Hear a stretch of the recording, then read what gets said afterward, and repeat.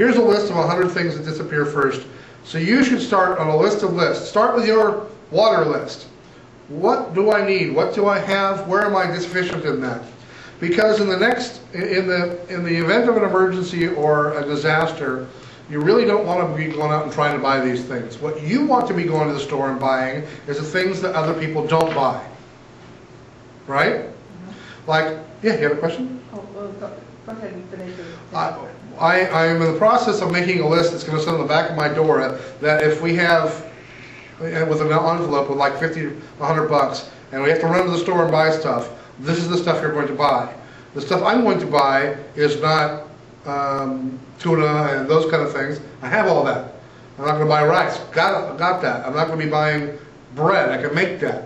I'm going to be buying the things that don't store long term, like Crisco, olive oil, mayonnaise, those kinds of things. Those are the things that don't store for long term. Those are on my list of things if we had to go to the store to get. Those are not the kind of things that other people are going to be buying. They're not going to be buying olive oil. The shore is going to be cleared out of bread, cleared out of milk. I'm not buying milk either. Cleared out of ice. I don't need that. Cleared out of canned chili. I'm not going to buy that. I'm going to be going where everybody else isn't going. I'm going to be getting olive oil and things like that. Okay. You talked about rainwater before. Uh-huh. I've gone online and looked for rain barrels, and they're expensive. So do you have a source for them already made up? Well, a rain barrel is nothing more than a 55-gallon barrel, and then you can make or buy. There's places where you can buy fancy downspouts that divert and all those kind of stuff. Or if you just go to YouTube. Yeah. And type in water barrels, and there is at least 25 different videos on there of rain barrels, not water barrels, rain barrels, lots of them, and I've watched all of them, probably twice, on how to make rain barrels. Now, because we live in California, because it's smoggy here, you're probably not going to be drinking that water, but every ounce of water you have for other purposes is 1 ounce that you can drink. Okay. You know, so you could purify rainwater. You can take rainwater, catch it, filter it, and then probably drink it, depending upon how. I would let it rain for I don't know 10 or 15 minutes, clear off my roof and everything else before I did. But even if you didn't, all of that water that comes out, you can wash your dishes with it. You can purify it, put some bleach in it. You can wash your dishes, wash your clothes, flush your toilet, clean your body, all of that kind of stuff. And save every other drop you have for drinking. So, and it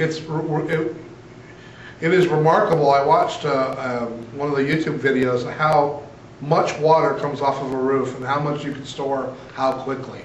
I mean, a lot, really fast. And so, I live in an apartment complex, and so I can't put anything permanent. But I was back when it was raining back in January, I was trying to figure out a way that I could catch water running off the roof and divert it, and I've come up with a way to do that. And I have the tools sitting around. I haven't put the whole thing together yet. I'm in the process of doing that. So I can catch water that comes off I have a barrel sitting close enough that I can do that too, so just for that purpose. I have several different places. Our roof, we have an addition, so there's a lot of different places that I could have a barrel. If you have nothing more than a bunch of 5-gallon buckets, it rains, you just go sit them out there and start catching water, and then do something with it. If you don't have the 5-gallon buckets, you need to have some trash cans. Get a couple of clean trash cans and have them set to the side. That's their only purpose, is that if it rains, I'm going to go catch water that's coming off of my roof. You don't have to come up with some elaborate built-in system. If you have something that goes, okay, if it rains, I'm going to take this part of the downspout off and shove this trash can under there and catch the water that comes out. If nothing else, then you have 30, 40 gallons of water to do with what you need. I think we live in perilous times. I often think about the Ike that came in and completely wiped out Galveston.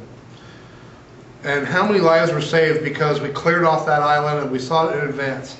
In the 1890s, there was another one that came and cleared out, a hurricane that cleared out and completely wiped out Galveston, killed 6,000 people. Almost every person that lived on that island died because there was no advanced warning system. The guy who was the meteorologist who lived there had a portent that something was going to happen, but couldn't really prove it. It was the days when, you had maybe a few hours. We now have radars and satellites, and we know in hurricanes, the tracking thing, we know days in advance of something's going to happen. We live in times where I think the radar is going off. What's going on, the shenanigans that's going on with Wall Street, the other problems that we've had, it seems to me like the writing is on the wall. I'm with President Hinckley. I did not portend any huge major calamity that's going to beset us. I'm not making predictions. All I'm saying is you cannot sit here and not have some sense that things are not exactly what they should be, and we need to have some kind of preparations for that. And I'm praying that nothing happens and that I'm wrong. Would never love to be more wrong, but I'm preparing for the worst, but hoping for the best.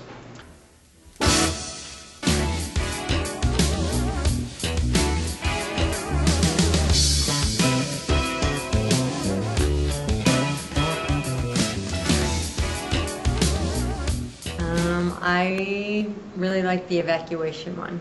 How come? It just made me, I didn't realize how hard it could be to get away, and it just made me realize that you just really have to be prepared or know what you're doing or where you're going. Communications. What did you learn during that one? That not all cell phones are going to work. You got to stick with that landline, and also text messaging is going to work better than if you're going to attempt a cell phone call. Water storage. I found out that different ways to store water. I can use my, not necessarily the milk containers, but the soda containers, plastic bottles. I can use those and easily store the water, and I don't have to put chlorine in it. There's so much that we can learn just by being here. And what would you say to those people who haven't come? Well, I've looked at your website prices, so I know that what we're getting here is a heck of a good value. So, you know what? This is a great evening. You come, you spend 45 minutes to an hour. You get usually a good handout, something to take home, something to work on, like an assignment, so that you're progressing along. I feel like I'm doing a lot, but you bring to my mind a lot more things, a lot of things that I'm not focused on, that they should come. Why? Because it's very important. I mean, there's so much information that we're getting that, what, 6 of us are going to help our whole stake, That's what concerns me.